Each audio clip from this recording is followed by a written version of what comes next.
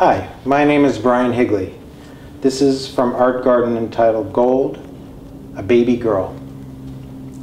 It all seems a little backward. It was my wife who had the seminal idea building up inside her. And then, like a shotgun blast, thousands of aggressively squirming feelings came out of her body and went straight at me, trying to penetrate the thick membrane of my precious egg-like head. As much as I tried vigorously to fend them off, somehow one of the little devils wriggled his way in. And well, that was it. The embryo started growing, and I knew there would be no going back.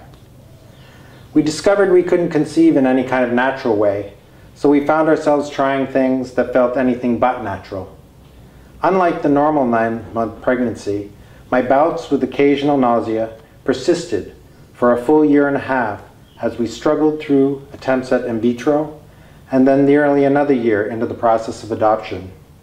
A paper-filled waiting line of fingerprinting and background checks that made it seem more like we were trying to sell nuclear arms than attempting to adopt an infant. I was shocked when Meg brought it up again so suddenly and in such an emotional way. At nearly 50, I thought we were done trying to have kids. It was hard not to think about all that money, giving up retirement, dealing with noise, all that money. A typical male reaction, I guess, but not one that gains a lot of sympathy, especially from anyone, man or woman, who already has kids. Last spring, though, things started to shift.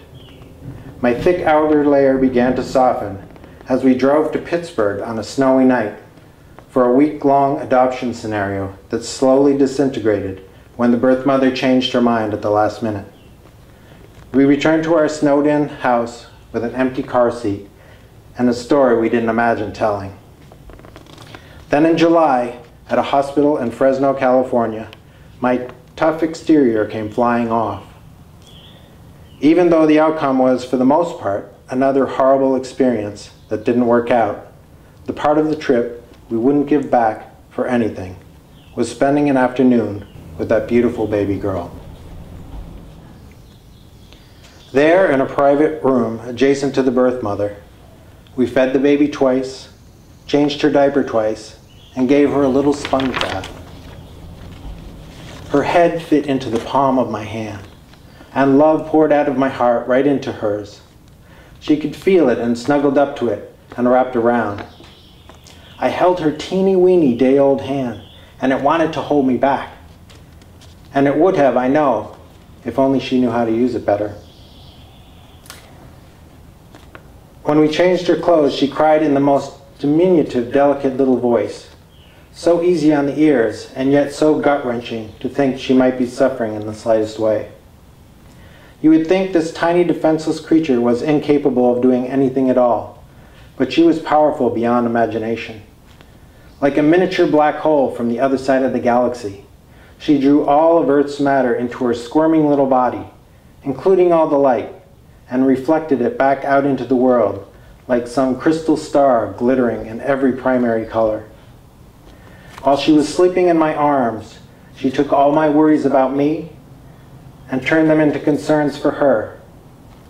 She made the question of who am I vanish from my being, replaced by the more important question, who is this amazing living creature in my arms?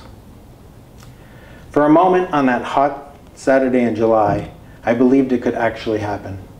We'd fly back home and she'd be our own special creation. But now, as we head into the third try, it has left me knowing, clearly, that what we are seeking is rare, precious, and unmistakably gold. And 2 months later, our third try resulted in Lita Rose. Lita Rose was born. Yay! Right? That's right. That's right. We're here. And we were at the hospital. Are you going to smile? Are you going to smile?